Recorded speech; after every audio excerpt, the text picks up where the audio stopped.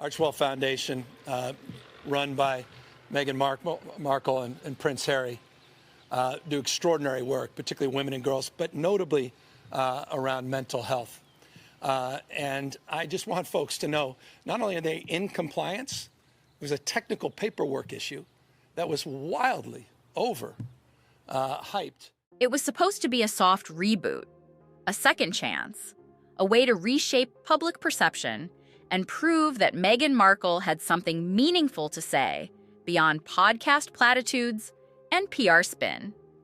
But instead, with Love, Meghan Season 2 has turned into a full-blown political war zone.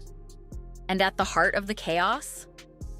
A bizarre standoff between Meghan Markle and California's own governor, Gavin Newsom. One that has Netflix executives in full panic mode, political strategists pulling their hair out, and even Meghan's own team scrambling to control the narrative. Meghan Markle's political ambitions appear to have hit a skid after Gavin Newsom decides not to nominate her for the position of Senator of California after the death of Dianne Feinstein. How did a lifestyle docuseries spiral into a Hollywood meets Washington disaster? And why are some insiders now calling this the biggest ratings catastrophe Netflix has ever greenlit? Let's break it down. From the very beginning, with Love, Meghan was marketed as a soft, uplifting series, equal parts cooking, wellness, and Meghan's personal journey. But behind the pastel tones and filtered footage, something darker was brewing. Sources close to the production say, Season 2 was never just about lifestyle. It was about leverage. Meghan wanted influence. Netflix wanted ratings. And politicians, yes, real elected officials, wanted screen time. He has given instructions that her calls are not to be received and not to be passed on to him. And he has personally blocked her from his mobile phone.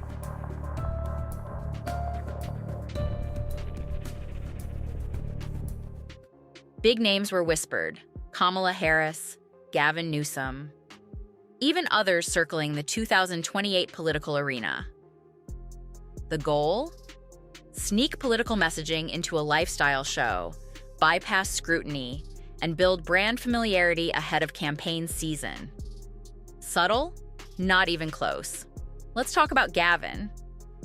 While most governors handle state matters behind a desk, Newsom has been quietly building his national image, one curated appearance at a time. He's made no official announcement about 2028, but make no mistake, his playbook is already open.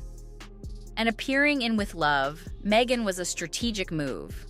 A 20-minute cameo, scripted to showcase his progressive values, his media savvy, and his relatable side, all without ever saying the word president.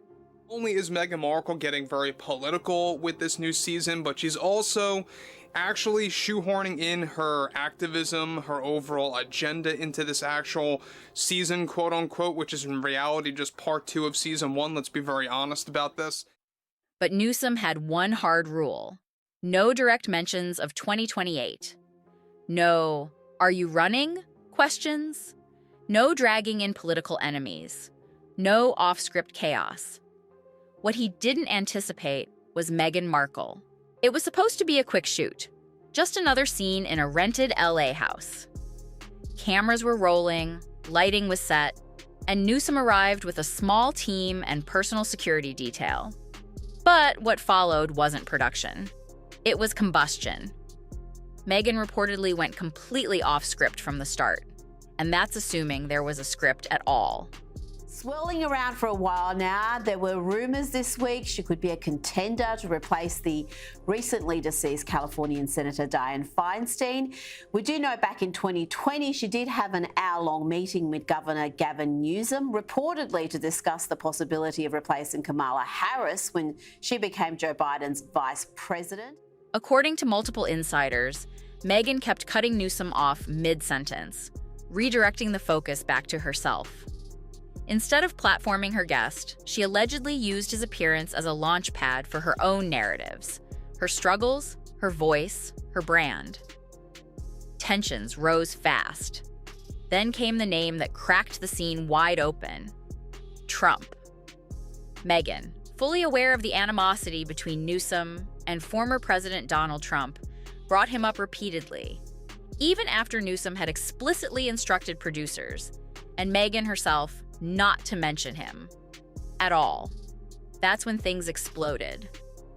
Newsom reportedly lost his cool, raising his voice and accusing Meghan of wasting his time. "This is not what I agreed to," he allegedly shouted, adding that she had zero respect for boundaries and was making a mockery of the entire shoot. But it didn't stop there. And with respect, I hope people that ran those headlines run this headline, that it was a very typical technical issue around paperwork that persists for so many others as well, and they're in full compliance. Within hours, Gavin Newsom's team was on the phone with Netflix executives. The message? Either write a script or he walks. Ted Sarandos, co-CEO of Netflix, intervened directly. But instead of canceling the scene entirely, he delayed filming to the end of July. Buying time, but not solving the problem. And that indecision may be the costliest mistake of all. Inside Netflix, executives are reportedly divided. Some want Newsom's scene scrapped completely. Others believe his presence could boost ratings if done right. But everyone agrees on one thing: Meghan Markle is increasingly seen as difficult to work with, even by allies. Meghan Markle was apparently lobbying for the position, according to some reports, or has interest in somehow becoming president of the United States. These stories I've always found are exceptionally odd. When you lose the goodwill of a governor with presidential ambitions, you're not just losing support, you're becoming a liability. The meltdown wasn't a fluke. It's a symptom of a much larger issue. Season 2 of With Love, Meghan is already facing massive delays, multiple rewrites, and now, political fallout.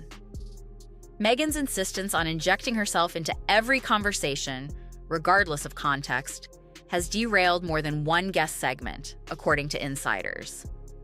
She wants control, total control.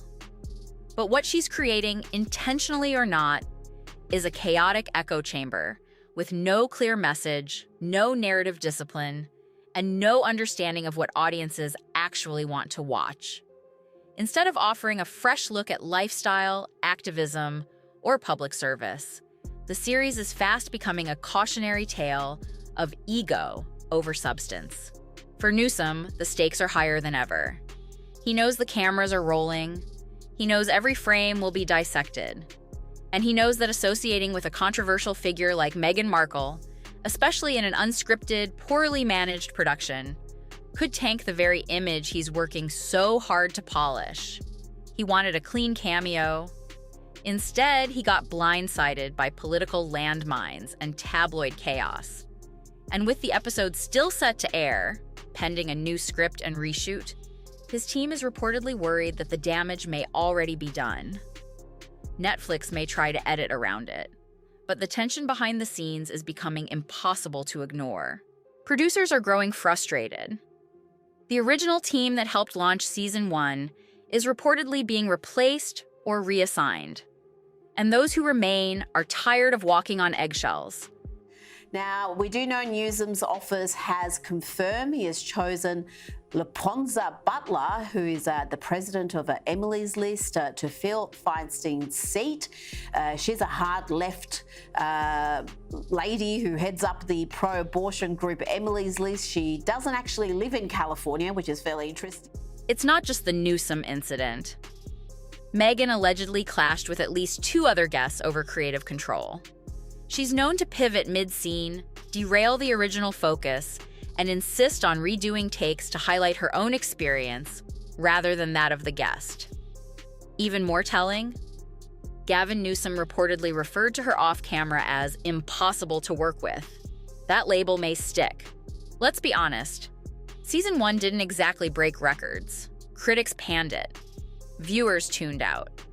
and social media treated it like a meme. Season 2 was supposed to fix that. Instead, it's doing the opposite. The Newsom incident is now being whispered about in boardrooms. Executives at Netflix are questioning the original deal. And viewers. Many don't even know the show is still alive, let alone returning. What should have been a low-stakes series about lifestyle has turned into a public experiment in brand destruction. And it's happening in real time. The last week of July may determine the future of With Love, Meghan. If the scene is reshot, it will either redeem the show or bury it. But here's what's clear. When a docuseries becomes a battleground for politics, personality, and power, the result is rarely good television. And in this case, it may be a full-scale implosion.